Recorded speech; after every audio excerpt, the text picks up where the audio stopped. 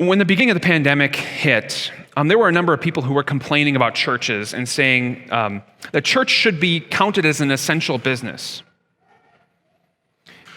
Maybe you agree.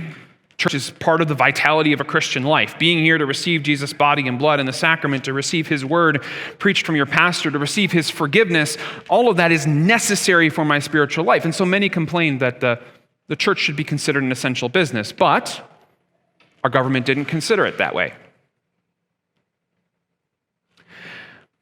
But if you take a step back, can you blame them? Did we treat it like an essential business before the pandemic? Statistics say the average person who identifies as a Christian was not in church once a month pre-pandemic. If that's what our government sees when they look at Christians, people who don't treat their church like it's an essential business, why would they think it would be?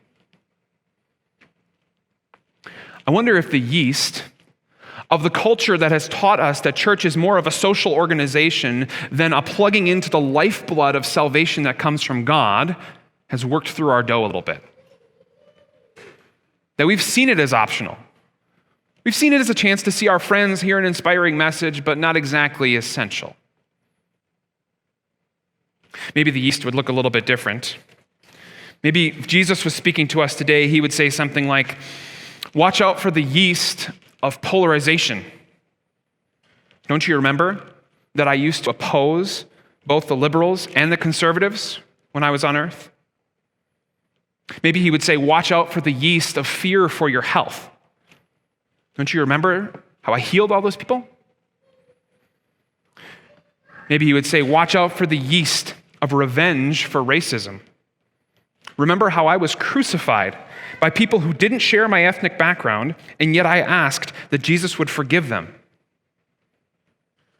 Maybe Jesus would have said to us, watch out for the yeast of complacency around social issues and social justice. Remember how I went out of my way to heal that Syrophoenician woman's daughter and that man who was blind and mute? Maybe he would say, watch out for the yeast of the news cycle and social media. Remember how I said human lives live on the word of God and not on man's words?